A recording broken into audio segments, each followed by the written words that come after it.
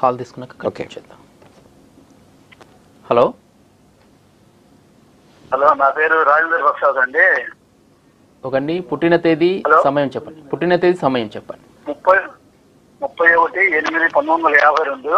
31/8/1952. Okay, సమయం చెప్పండి. మధ్యాహ్నం 2 గంటల. హలో, మధ్యాహ్నం 2 గంటలకండి. 2:15 పేరు రాజేంద్ర ప్రసాద్. ఓకే, ఎక్కడ పుట్టారు? గుంటూరు అండి. ఓకే, మీ సమస్యని గురువు గారికి తెలియజేయండి. నమస్కారం అండి, చెప్పండి సార్. రాజేంద్ర ప్రసాద్ గారు నమస్కారం అండి సార్. చెప్పండి సార్. నా పేరు రాజేంద్ర ప్రసాద్ అండి. ఓకే, హలో, చెప్పండి సార్. ఏం తెలుసుకోవాలనుకుంటున్నారు? మీది పూర్వాషాఢ నక్షత్రం, ధనుర్ రాశి, ధనుర్ లగ్నం. చాలా బాగుంది ఈ సంవత్సరం. ఆస్తి పంపకాల గురించి. ఓకే, ఆస్తి పంపకాల గురించి అడుగుదాం అనుకున్నానండి. ఓకే, ఈ సంవత్సరం చాలా యోగదాయకంగా ఉందండి. ఈ సంవత్సరం చాలా అనుకూలంగా ఉంది. మీ గ్రహస్థితిలో మంచి మార్పులు కనిపిస్తున్నాయి.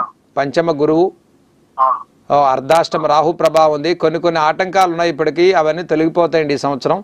ద్వితీయ రాహు మీ గోచారంలో, అష్టమ బుధకేతువుల ప్రభావం ఉంది కాబట్టి కొంతమంది బుద్ధి మారుతుంది. మీ ఆస్తి సంబంధితమైన వ్యవహారాల్లో మైండ్ సెట్ మార్చుకుంటారు. మీకు సానుకూలంగా వస్తుంది. మీరు అనుకున్న విధంగానే విజయం సాధించుకుంటారు. రోజు విష్ణు సహస్రనామ పారాయణ రోజు చదవండి. ఒక 40 రోజులు చదవండి. ఈ సంవత్సరం చాలా అనుకూలమైనటువంటి సమయంగా చెప్పుకోవచ్చు. గురుబలం బాగుంది. తృతీయంలో శని సహకరిస్తున్నాడు. వెంకటేశ్వర స్వామికి పూజ చేసుకోండి. రోజు విష్ణు సహస్రనామం పారాయణ చేయండి. మంచి పగడం పెట్టుకోండి, చాలా బాగుంటుంది.